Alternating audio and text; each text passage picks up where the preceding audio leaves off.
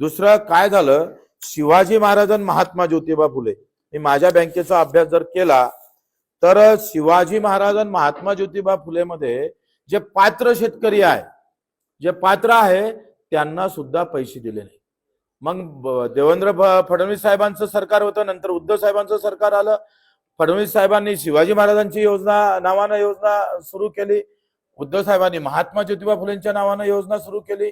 आणि मग शिवाजी महाराजांमध्ये जे पात्र शेतकरी होते त्यांचे पात्र यादीमध्ये नाव आहे, त्यांना प्रोत्साहन निधीमध्ये त्यांचं नाव आहे, परंतु शिवाजी महाराजांच्या नावाचे आणि महात्मा फुलेंच्या नावांची जी योजना आहे त्यातल्या पात्र शेतकऱ्यांचे अजूनपर्यंत बँकेत पैसे जमा न झाल्यामुळं तो बोजा तच्च्या तसाच आहे.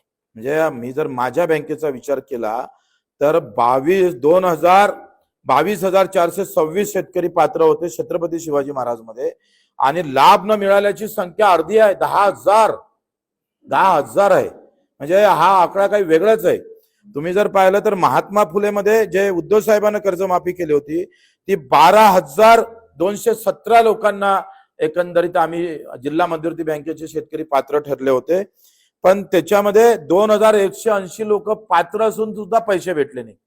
प्रोत्साहन निधी सुद्धा तसंच आहे, प्रोत्साहन निधी सुद्धा 1,363 लोकांना भेटला नाही. म्हणजे आपण घोषणा केली आणि घोषणा केल्यानंतर त्याची जे आपण शेवटच्या शेतकऱ्यापर्यंत ते कर्जमाफी झाले पाहिजे ते गेलीच नाही. 10-20 वर्ष गेले, ते शेतकरी बोजा हटत नाही, कर्ज भेटत नाही. इकडे कर्जमाफीमध्ये नाव सुद्धा आहे, दुसरीकडे त्याचा निधी आला नाही म्हणून तो कर्जमाफीमध्ये त्याचा बोजा उतरला नाही. या अनेक भानगड याच्यामध्ये आहे. म्हणून आम्ही एक शेवटची मागणी करतो आहे का मनमोहन सिंग साहेबांना कर्जमाफी केली होती 2006 आणि 7 ला. आता त्या कर्जमाफीमध्ये सरसकट अल्पभूधारक घेतले होते, कोणत्या अटी ठेवल्या नव्हत्या.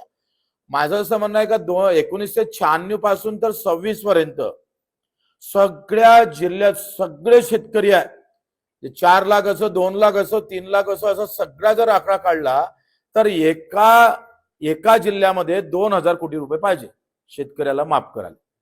30 जिल्हे जर पकडले तर 60 ते 70 75,000 कोटी पाहिजे. म्हणजे पुरा 7-12 कोरा होते.